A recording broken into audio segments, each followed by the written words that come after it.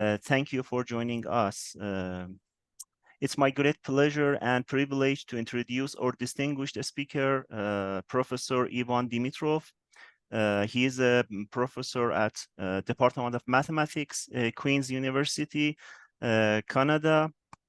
The main themes of his research interest are representations of infinite dimensional Lie algebras, and today he will be speaking on generalized root systems. Please, Ivan. Okay, thank you for the invitation and the opportunity to speak. It's a great pleasure. And I apologize for my voice. I have a cold, but hopefully this will not be too bad. So the topic that I'll discuss is one possible generalization of the notion of root system, which allows us to treat a, axiomatically and in the same manner several different objects that arise naturally in representation theory and in combinatorics, in geometry, and so on. And so the plan for the talk is outlined here. I'm going to talk a little bit about root systems. The main point of this is to stress on certain of the properties of root systems that we want to see how we can generalize and abstract from the particular case of root systems. Then I'm going to explain what the generalization is, how we relax some of the requirements for root systems. And then I'm going to discuss quotients of root systems, virtual reflections. This is one of the things that we lose when we generalize. We lose actually reflections and the Weyl group. And I'll end the talk with discussing quotients of root systems and mention a classification result. So to start with, I have actually written down the definition because this is a definition that is familiar to everyone. So I don't need to spend too much time. A root system is a finite set of non-zero vectors in a Euclidean space, which satisfies these four properties. And the properties are that the roots span the whole space. The root system is invariant under reflections. Here, S alpha is the reflection because I have a Euclidean space. Reflections with respect to non-zero vectors are well defined. There is the integrality condition that for any two vectors, root vectors, the following quantity, 2 alpha beta divided by alpha alpha belongs to Z. These are the Cartan entries. And the fourth property is that if I have a root, then the only multiples of the root are the root itself and its opposite. Now, a bit of a comment on these conditions. 1 and 4 are kind of technical conditions. These are just technical conditions. I can actually think of root system without the first condition, but then I can consider the root system sitting in the span of all the roots. And then 4, if I drop condition 4 in the classification of all root systems, I would only gain one more root system, namely the so-called BCN. So one can equally well work with root systems in which condition 4 is dropped. So essentially my point is that what is important about root systems is these two conditions, condition 2 and condition 3, the invariance under reflection and the integrality of this quantity. The important attributes of root systems. So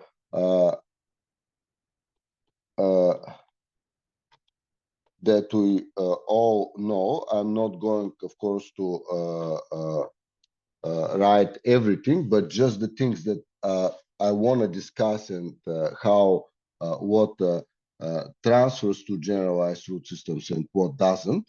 So the first thing that we start is, of course, the vowel group. This is the group generated by all reflections. Then another important attribute is basis of delta. What a basis is, this is a set sigma, subset sigma of delta, which is first a basis of the vector space. And secondly, it actually is generates all roots. All the roots are in the integral lattice of sigma. So for any beta in delta, beta is the sum of C alpha alpha combination of elements of the basis with all C alpha positive or all C alpha negative, non-negative or non-positive. So this is what the basis is. We know that every root system has a basis. Moreover, every basis determines positive systems, which I do not delta plus delta. A positive system can be defined independently of basis, and then one can show that there is a bijection between basis and positive systems.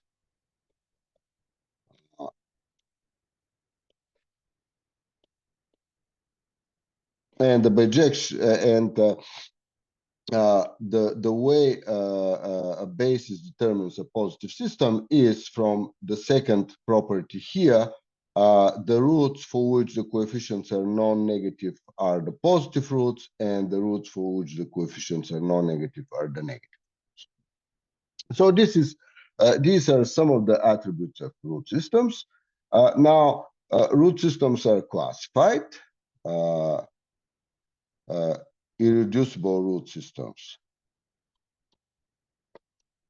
Root systems are classified, and this is one of the most beautiful classifications in mathematics. They make four infinite series: A, B, C, and D, and 5 exceptional ones: E6, 7, 8, F4, and G2.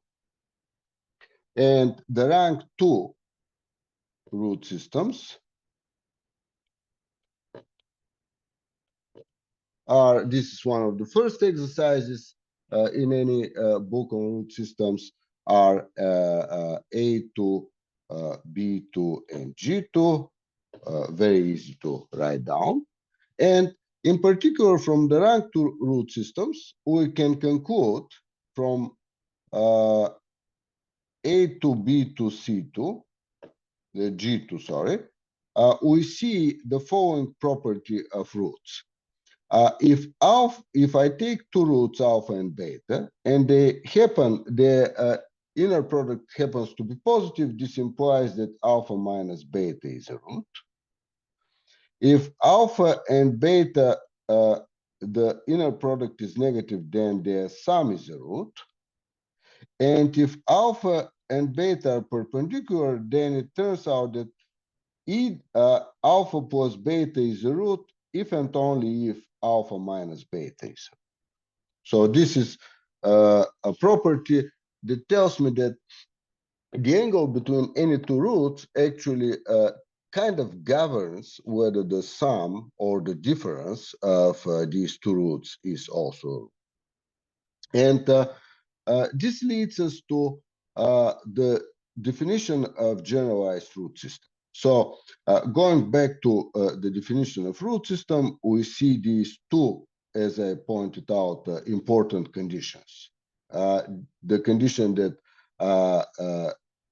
the root system is invariant on the reflections, and the integrality condition about any pair of roots. So instead of these two conditions, we're going to replace them with just a single condition.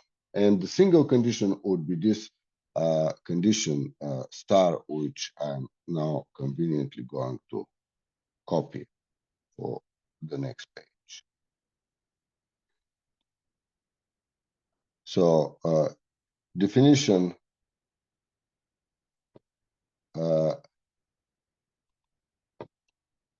generalized root systems. So the definition is the following. E is a Euclidean space.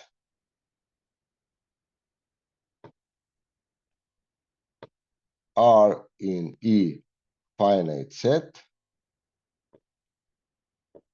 is a generalized root system if it satisfies two conditions. The first one, just to avoid unnecessary complications, I want E to be spanned by R.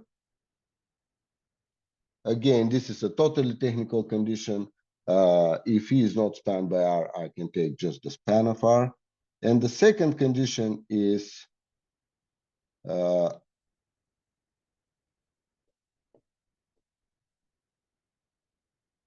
the second condition is the condition that I had on the previous page, that for any two roots, alpha and beta, in R, the angle between the two roots governs whether the difference, the sum, the difference and or the sum is a root. I'm going to use the little space at the bottom to make two important remarks. Unlike the standard definition of root systems, 0 is always a root.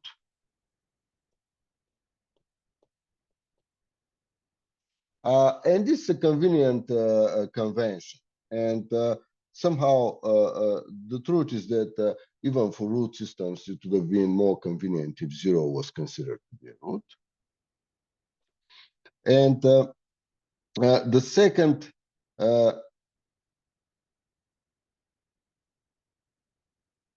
sorry, the second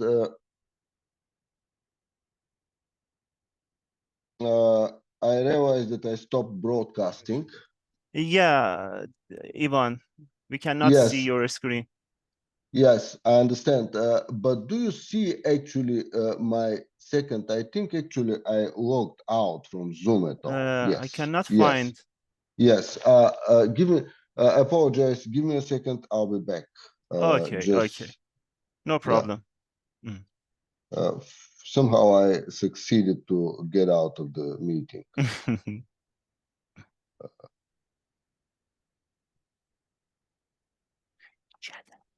Okay. Yeah, I see. Okay. I'm in. Yeah, and again you brought it. Again you yeah, I see. Okay, and no, you need to let me share. Yeah. I made you co-host. Okay. And you can share your screen. Yes.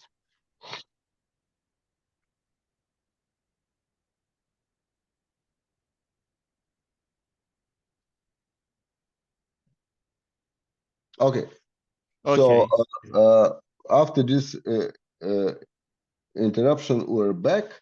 So the remark that I was saying is 0 is always a root, and secondly, if alpha is a root, then minus alpha is a root. This is clear from these properties. So I want to mention some initial properties. So some properties generalized systems. So first, if the rank of R is simply the dimension of the Euclidean space is 1, then the root system itself consists of just multiples of a single vector up to some point. It is 0 plus minus alpha plus minus 2 alpha plus minus 3 alpha and can go up to plus minus k. So this is the first. Second property is a lot of the properties of root systems actually are mirrored by generalized root system. So, for example, we can define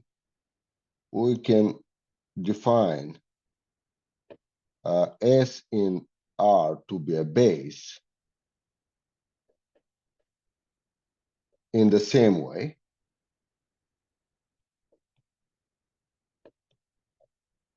meaning that every root is a non-negative or non-positive integer combination of elements of S. So, namely, first, S is a basis of E, and secondly, any beta in R can be written as some Ci alpha alpha in S with all Ci non-negative integers or all Ci non-positive integers. Then we have positive systems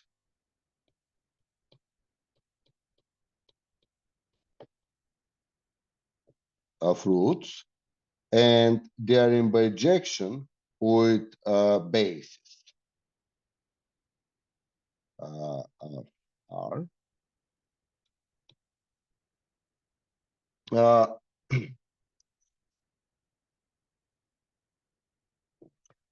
Then further properties that are not probably as taught as fundamental as the previous ones are. There is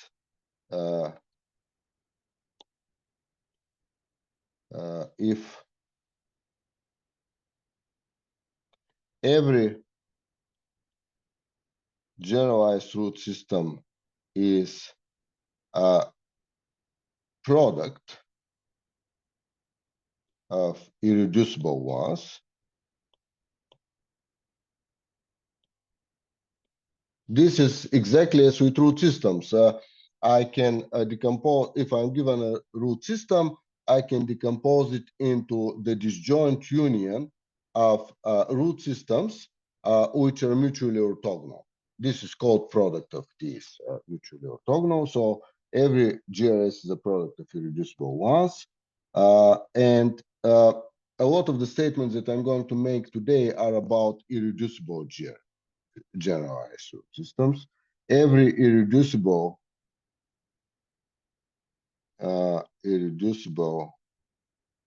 GRS has a highest root. So here I'm starting to get into the properties of root systems that are a little bit more involved. The fact that I can link any two positive roots by adding and subtracting simple roots and so on. I'll express this in a short way. The root system, the positive roots, R plus, is a lattice with respect to the order. The order is beta is less than gamma if gamma minus beta is the sum of C alpha, alpha, alpha, and sigma, C alpha non-negative integer. So this is the usual order that we have for roots. And with respect to this order, R plus is a lattice. And if I have beta 1, which is sum of C alpha prime alpha beta prime, say, beta prime, beta double prime equals C, some C alpha double prime alpha, then the mean of the two is the sum of C, the minimum of C alpha prime, C alpha prime, C alpha double prime alpha, alpha and C, in all cases. So this is a very useful and nice formula, which I actually was not able to find in the literature even for root systems. I'm not claiming that this is a new result, but just it's not as easy to find in the literature. So these are all properties that are somehow inherited from roots. So there are some new phenomena which are new for the case of generalized root systems. First, we may have alpha, 2 alpha, 3 alpha B roots. So I already said that in rank 1, this may happen, and it can happen even in higher rank. I can have multiples of a root, be still roots, and there is no way around, as it will become clear as the talk progresses. And the second thing is that R is not invariant under the reflections S alpha. Note that the reflections S alpha are still well defined because we're in a Euclidean space. Here S alpha beta is by definition, this is the reflection beta minus 2 alpha beta alpha alpha times alpha. But generalized root systems are not necessarily invariant under these reflections. So I'm going to explain how we can deal with this problem here, and this is one of the major issues that happen. But before I continue, I want to tell you about two examples of root systems. So examples of generalized root systems. Generalized root systems. So the first one is, of course, root systems are generalized root systems. Secondly, quotient root systems or constant roots. So the way root systems appear is I take a simple Lie algebra, simple or semi-simple, if I want any over C, and then I take H to be a Cartan subalgebra. And then with respect to H, G decomposes as vector space as H plus one-dimensional eigenspaces of H. So here, delta is in a subset of H star.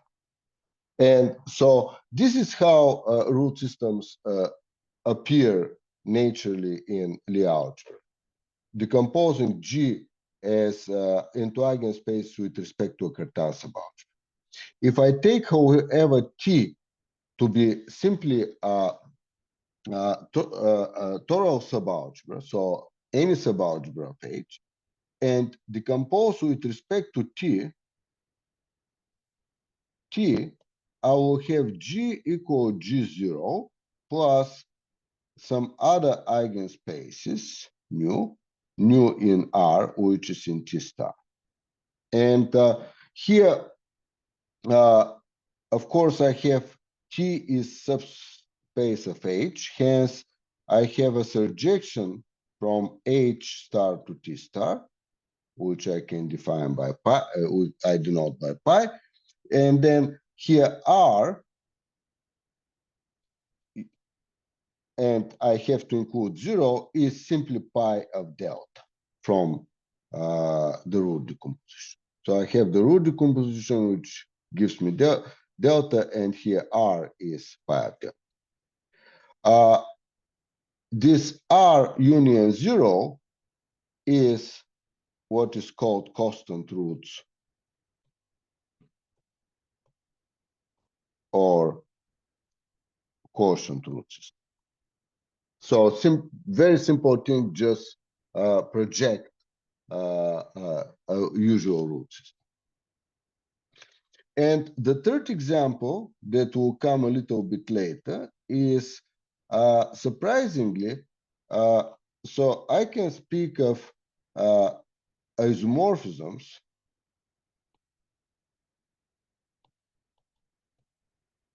and equivalences of root systems.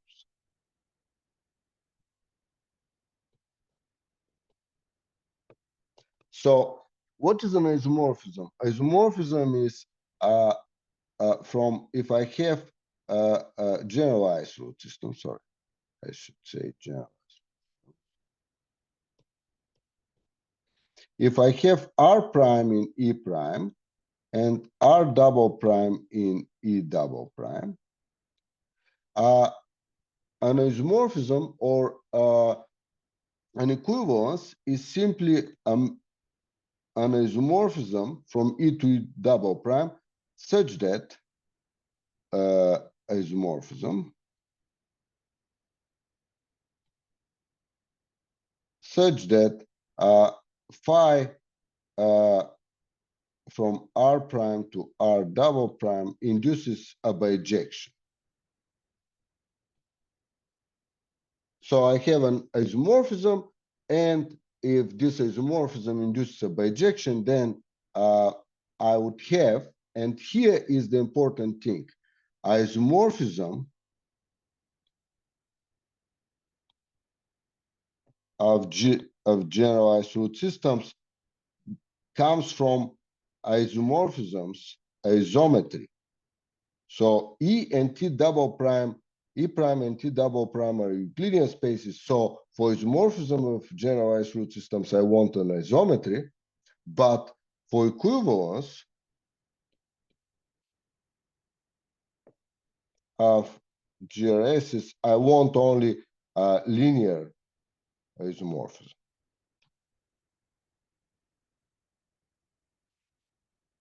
And here is an example of this. So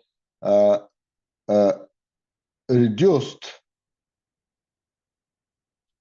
GRSs of rank 2. So reduced means that I do not have the situation in which a root can be a root and a multiple of a root can be roots. So reduced means that this situation is avoided. And it is very easy exercise from the definition to see that I have three reduced irreducible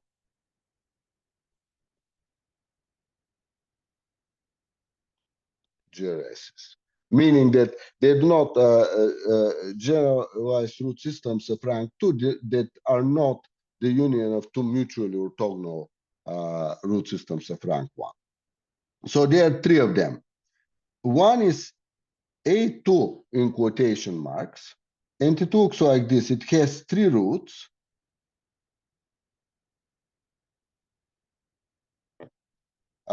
It has six roots. Well, it has seven roots. 0 is always a root. Plus minus alpha, plus minus beta, plus minus alpha, plus minus beta.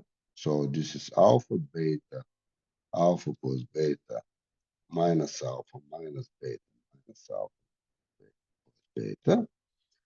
Subject to the fact that I want all of these angles to be less than pi over 2.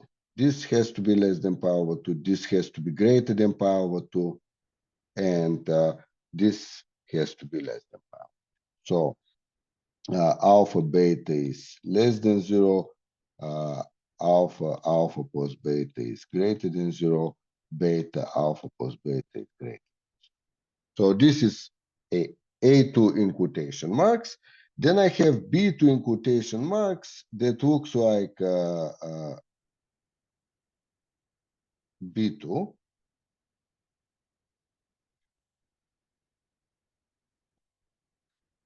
I have R is 0, alpha, beta,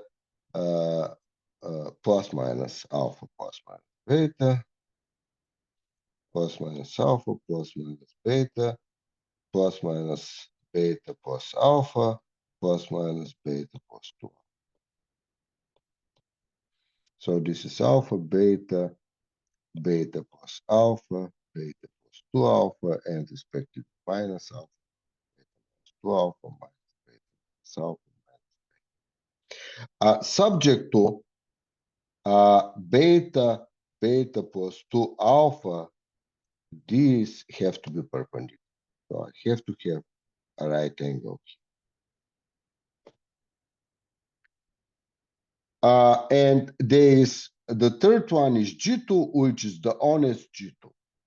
So really, G2 that we all know and like, and there is no freedom in that. So I'm not going to write down the condition here. So on these examples, I can show you, I can explain the notion of isomorphism. See, the generalized A2 does it is not necessarily true that alpha and beta have the same length. Neither it is true that the angle between them is 120 degrees. For the generalized B2, it is not true that alpha and alpha plus beta are orthogonal. Neither is it true that beta is square root of 2, the length of alpha. But I have some restriction on the angle. So in general, A2 is a whole family of non-isomorphic ones, and B2 is a whole family of non-isomorphic. On the other hand, all the A2s are equivalent among themselves, and all the B2s are equivalent because the way I distinguish between them is by the angles and the lengths. So this is what isomorphism and equivalence is. And now back to the examples, I can write down a third example. Every root system of a basic classical Lie superalgebra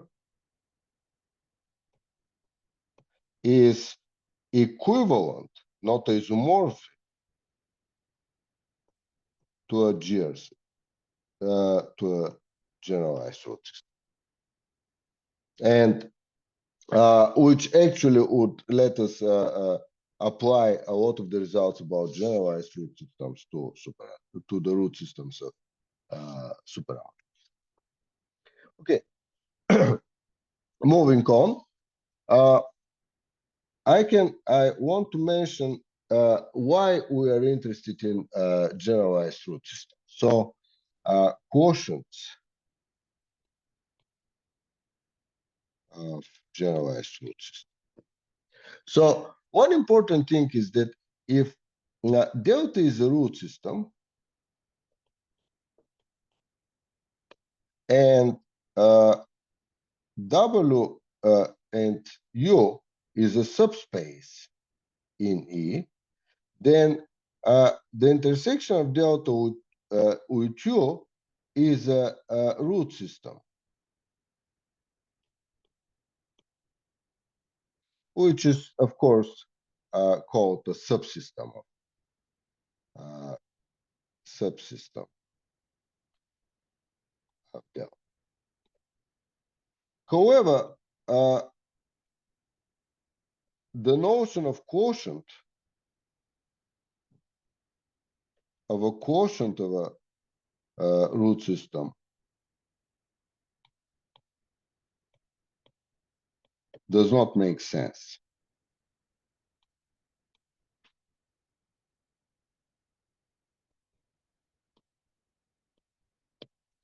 And unlike root systems, for generalized root systems, we can define a quotient,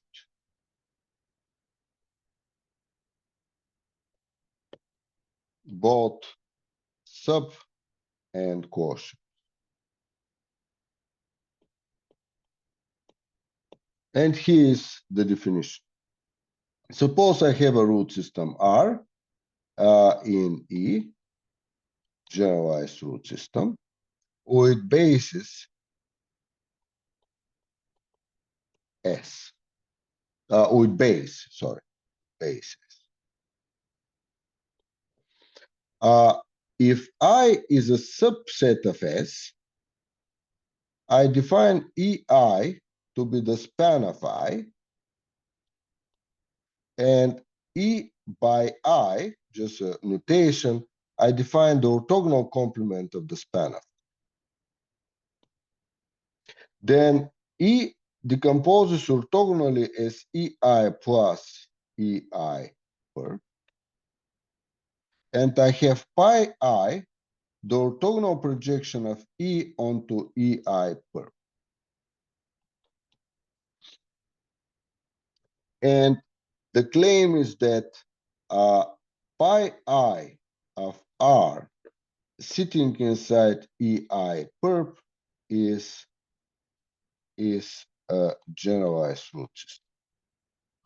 And we call this is the quotient root system, generalized root system, denoted as R mod I.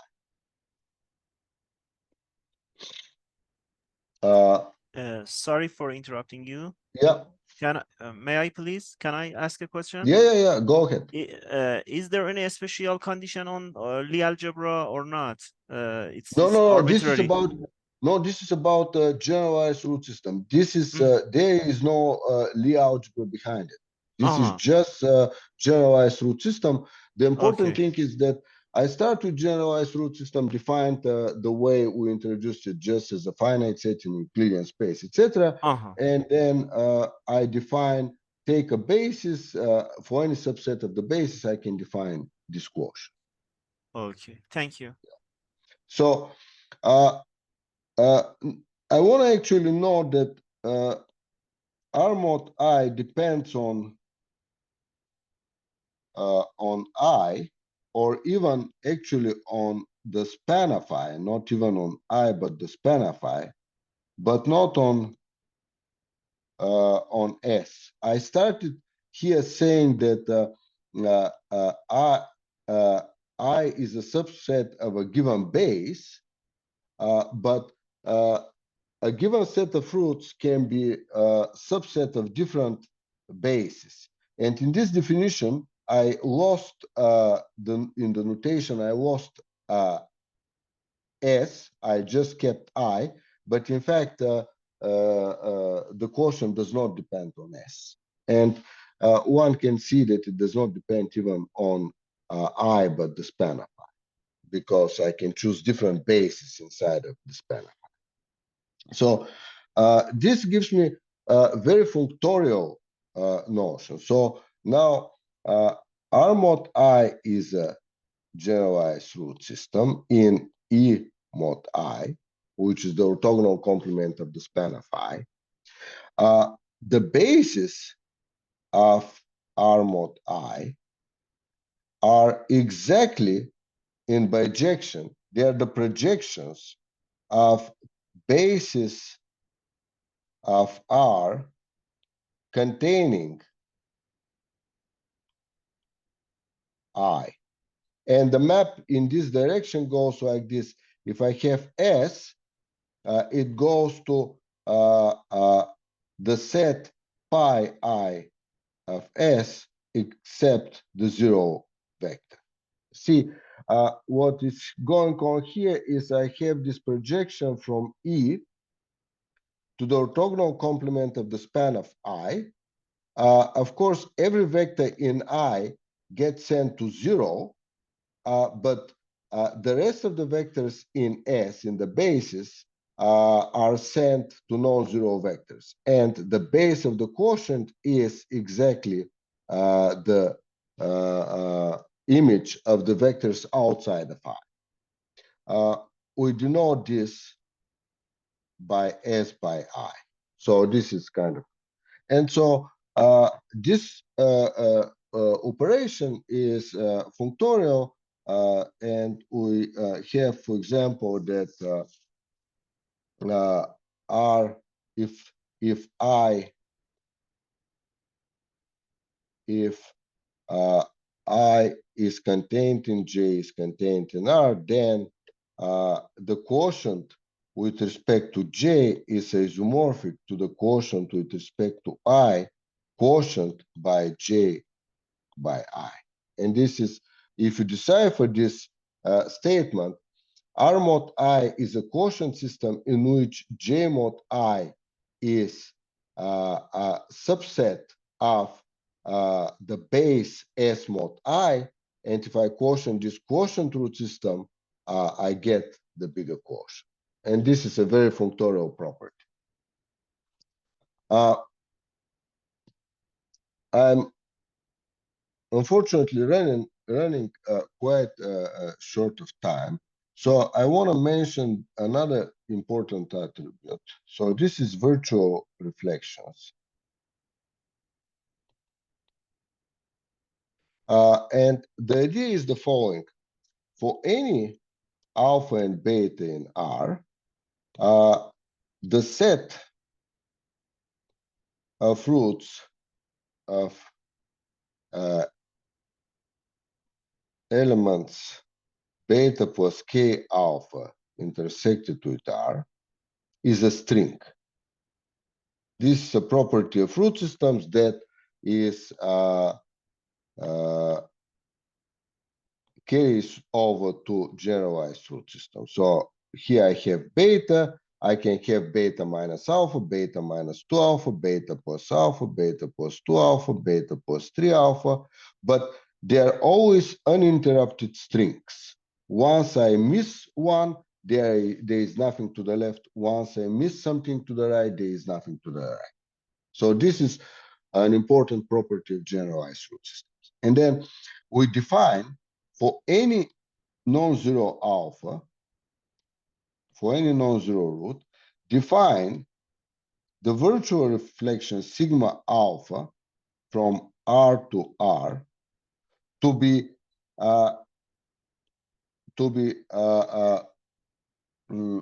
reversing all alpha strings. And here is an example. This is one interesting root system, which consists of, this is 0. It has roots, it has two orthogonal roots, x and y, and all the roots are x, 2x, 3x, 4x, then y, 2y, and then y plus x, y plus 2x, y plus 3x. And y minus x, y minus 2x, y minus 3x. So if you see the string of x through y is all of these roots, starting with y minus 3x, going to y plus 3x. The string of x through, the string of x plus y through x is these three roots, y plus 2x, x, and y, and minus y. So let me put them. This is a string and has sigma of y plus x of y plus 2x by my definition would be minus y, because I take the string of y plus x through the root y plus 2x. It contains these three roots, and I reverse it. So y plus 2x would be minus y would go to y plus 2x, and x would be left alone. Sigma of y plus x is x. So this is the definition of virtual reflection. Now, important remarks. The virtual reflection sigma alpha does not have to be a linear transformation.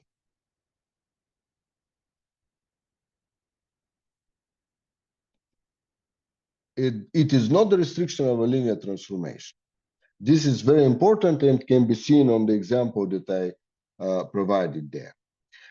However, one can show the following properties. Sigma alpha maps the positive roots,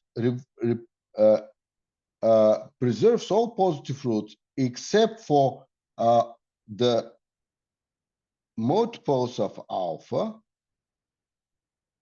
and adds the negative multiples of alpha if alpha is a simple root of R. So this is the first property. And the second property which follows from this is that sigma alpha of sigma is also a base.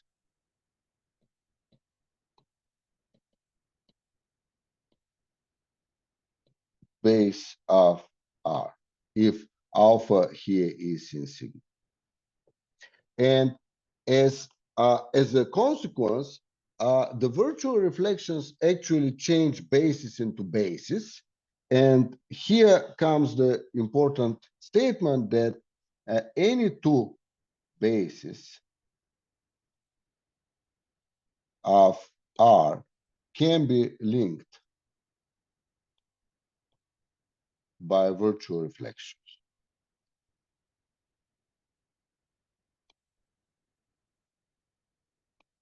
So this property tells me that despite the fact that there is no Weyl group, there is a Weyl groupoid.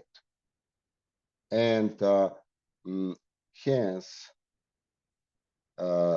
sigma alpha generate a Weyl groupoid. I'm not going to say anything more about this. I'm going to complete this talk with stating the main theorems of this result. So, main theorems.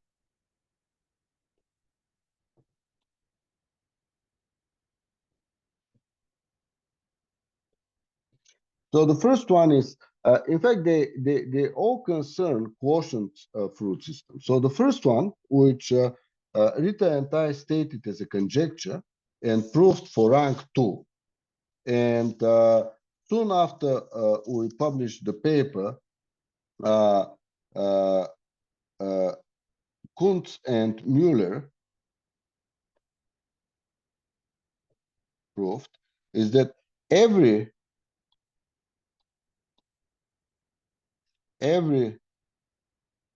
irreducible GRS of rank at least 2 is equivalent to a quotient of a root system.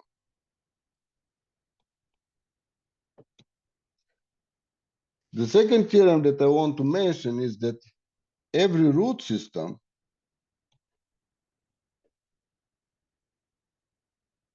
is a quotient of a simply laced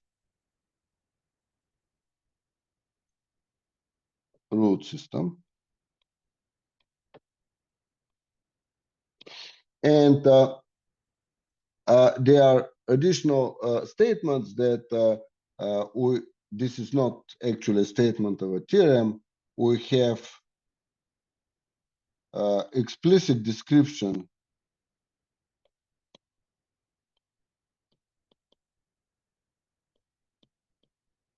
of all quotient root systems and their virtual reflections.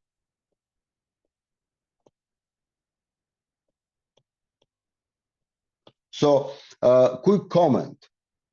The first theorem is both exciting and a little bit disappointing. It is exciting because it's such a provides a classification up to equivalence of all generalized root systems. It is a little bit disappointing because it is telling us that generalized root systems are do not go beyond quotient root systems. But in fact, it is important that we have now a totally axiomatic description of the quotient root systems, and it is very important that generalized root systems actually appear beyond Lie theory in combinatorics, in the combinatorics of hyperplane arrangements. They are related there to Weyl groupoids and so on and so forth. A whole circle of questions that we see the first manifestation of the connected questions with usual root systems, and now it is extended in greater generality to generalized root systems. And also, with the first theorem, it tells us that understanding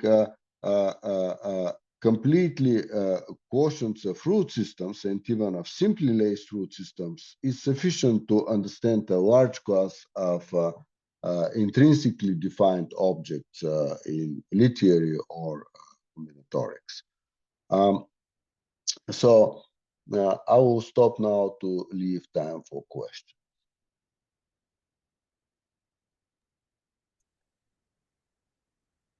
Thank you so much for the great presentation. We will go ahead with questions, comments, and idea. Please go ahead.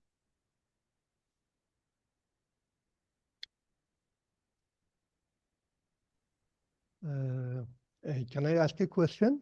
Yeah, of Welcome. course. Yeah. Okay. Thank you so much for the nice talk. Concerning this main theorem, the part 2 says that every root system is a quotient of a simple laced root system. I mean, in the Lie algebra level, we know that every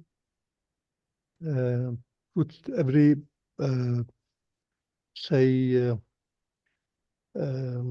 finite dimensional simple Lie algebra, which is not simple laced, is kind of folding. Yeah. Exactly. Yeah. This is related to that, right? In the level of it is not. Strangely enough, it is not, because see, what happens is that with subsystems, you can take any. If you have a root system, to get a subsystem, you can intersect with any vector subspace. Right.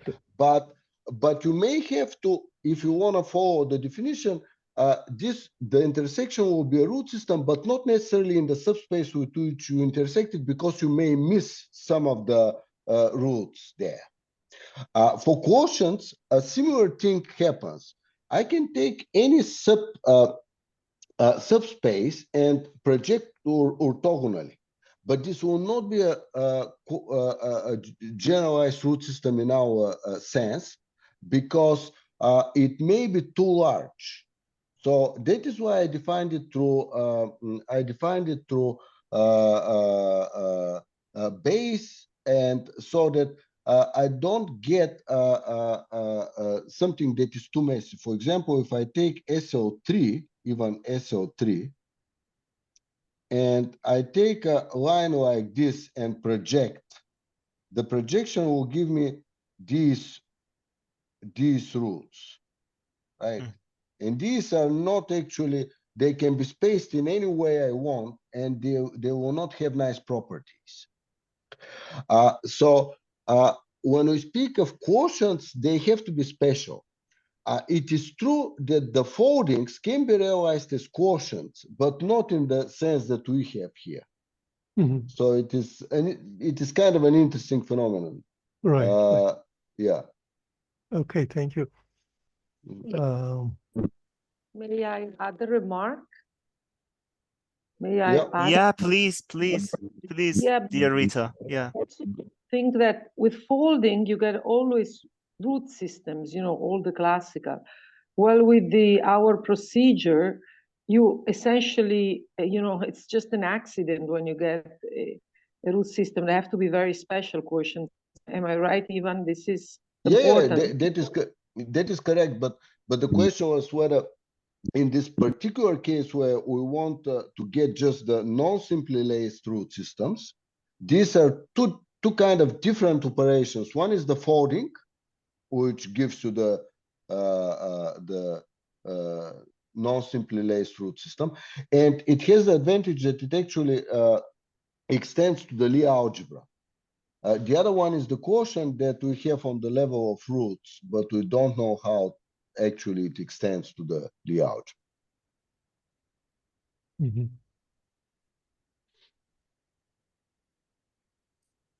Okay. Is there any other characterization of this virtual reflections, or like with kind of formula or something like that? No, I wouldn't say there is a formula. I mean, the best is this reversing yeah. Wait, no, I mean, if the roots are simple, we have the same formula as Serganova, right? That will work on a base. No, I'm confused. Okay, I'm sorry. Please answer. I'm sorry about that. Okay. Yeah.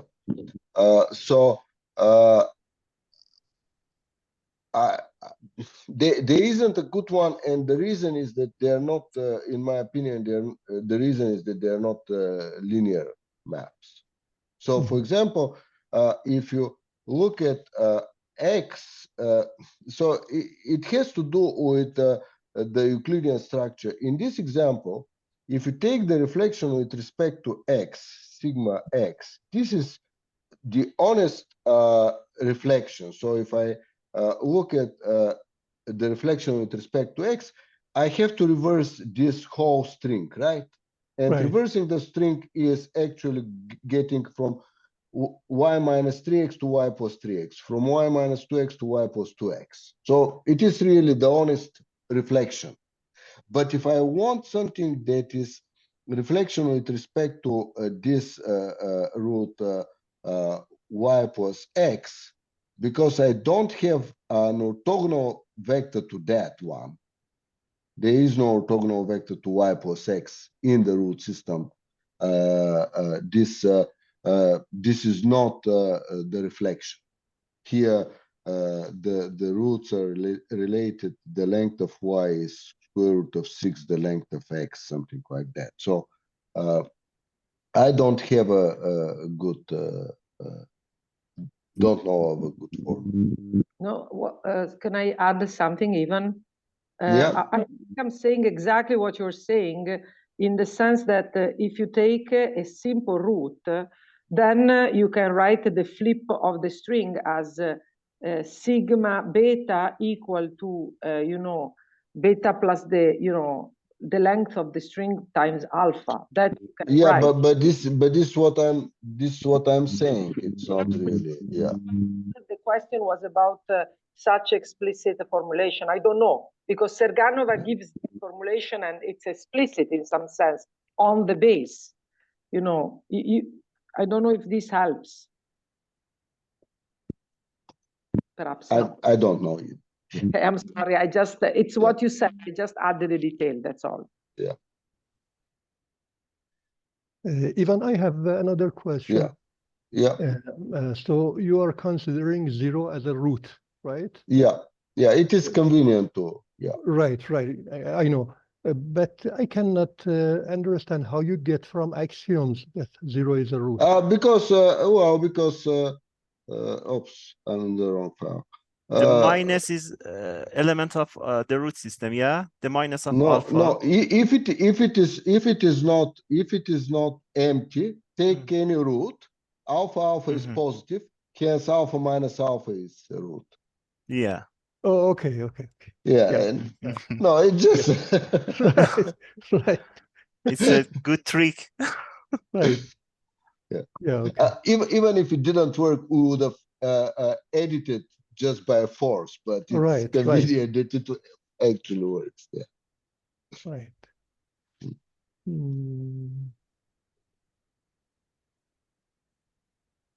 Right. And other comments or questions? Okay. So, can I ask another question? Yeah, you are welcome, dear Said. Okay, thank you. So, suppose we have a generalized root system. Is there any for any generalized root system? Do you have any kind of Lie algebra attached to it, or no? Well, because of the up to equivalence, not isomorphism. Okay. Yes, because this is the constant root systems. Right. So if I consider it, it's the constant. And in fact, something that there is a little bit more even so because of this theorem, up to equivalence, I can see it because of Kuntz and Müller. We have not actually carefully studied what happens, but at least for the case of some small cases of AN, we can still look at a Cartan matrix, namely 2 alpha alpha over alpha alpha, 2 alpha beta over alpha alpha, and 2 alpha beta over beta beta, 2 alpha beta beta over beta beta, right? So I can consider this Cartan system. And then for any for any quotient root system, C has rational entries. This is interesting. And in fact, it turns out that any, say, A2 Cartan matrix with rational entries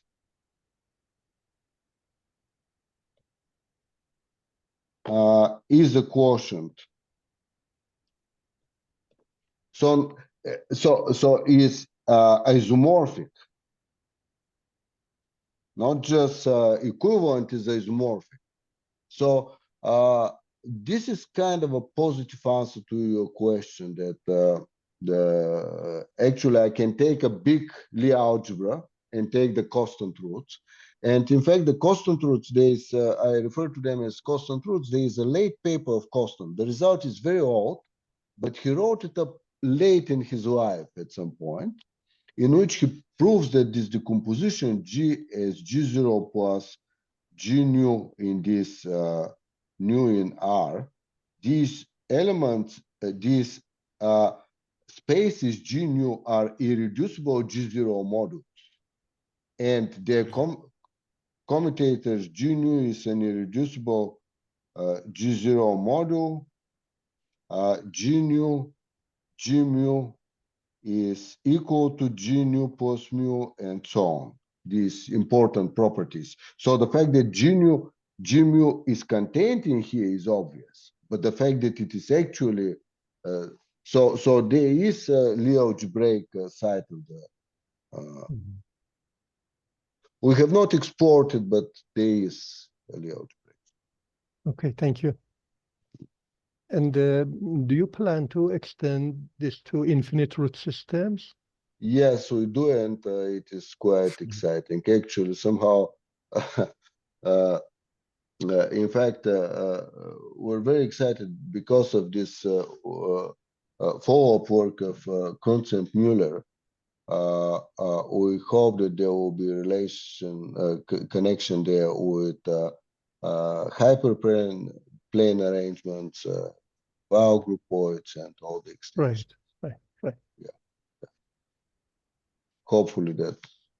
Yeah, because that way you need to assume that you have a like positive semi-definite bilinear form or something like that. Yeah, exactly. Relaxing. The hope is that the axiom will remain. The axioms will remain.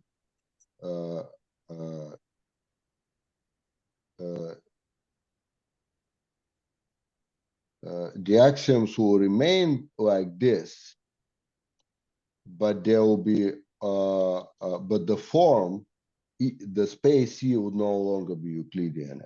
Right. Yeah. So. Okay, thank you. Thank you. These are very good Welcome. questions. Okay, another one?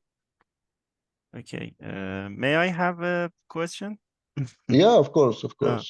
I'm not sure about my question. You, in your examples, you emphasize on the rank 2. Yes. Why is it important for you? The number actually 2. Okay, Yeah. I can.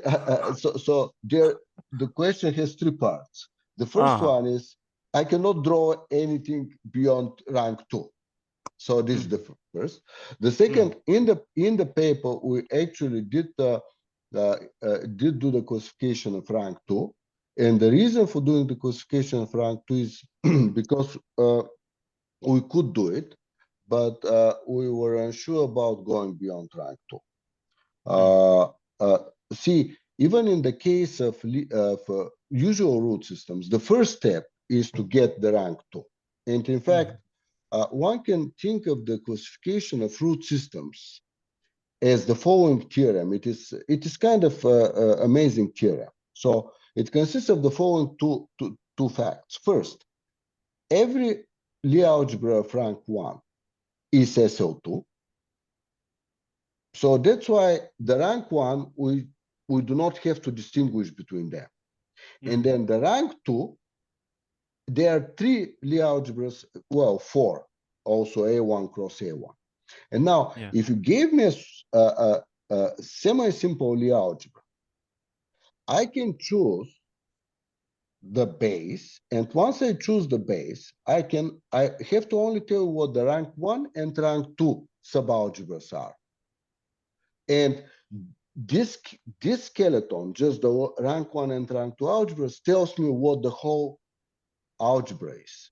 That's why there is a graph, because a priori, you would think that I have to also tell you what the rank 3 subalgebras are, what the rank 4 subalgebras are. But the classification theorem telling me that the Dinking diagram classifies everything is exactly that knowing the rank 1, they aren't very interesting rank 1, and knowing the rank 2 is sufficient.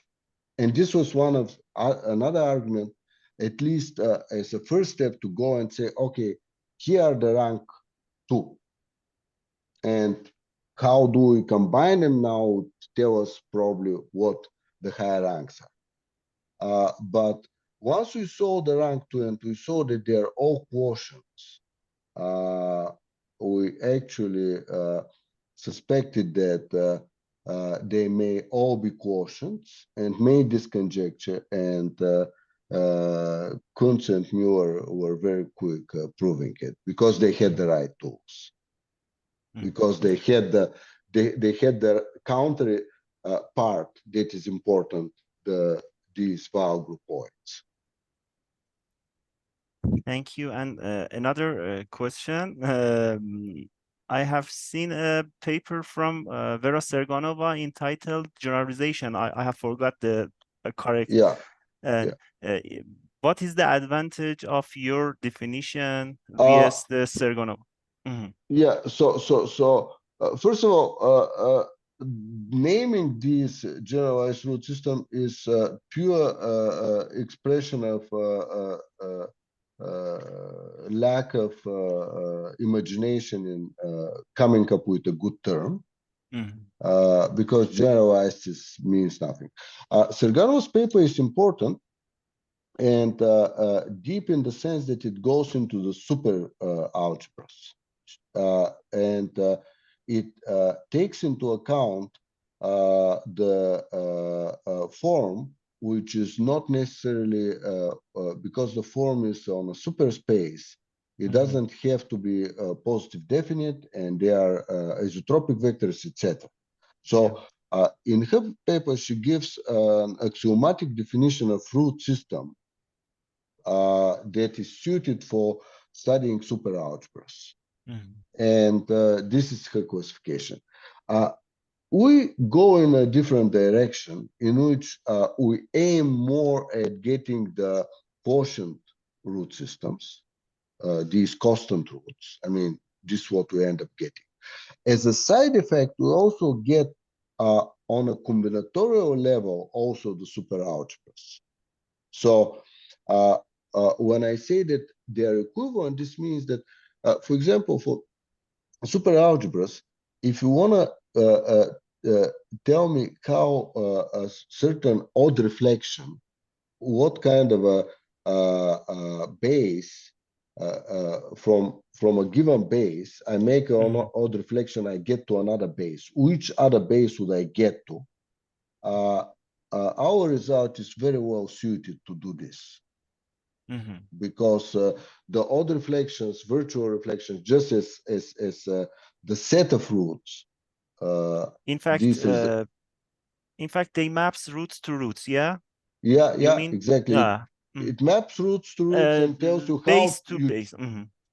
How to change one base to another base. So it is easier to read, but some information is lost in what we do. So thank you. And other comments or idea? Okay. Would you like to add anything, Ivan? No, thank you for your patience and your attention. Okay. All right. This concludes the virtual webinar. Thank you all for being a part of this. And I hope you enjoyed it. I would like to extend a special appreciation to our speaker and IPM for their contributions. We look forward to having you in at our next meeting. Have a nice time. Goodbye. Yeah, thank you. Bye. Bye-bye. Thank you. Thank you. Bye-bye. Thanks, dear Say. Thanks. Dear everyone, thank you again for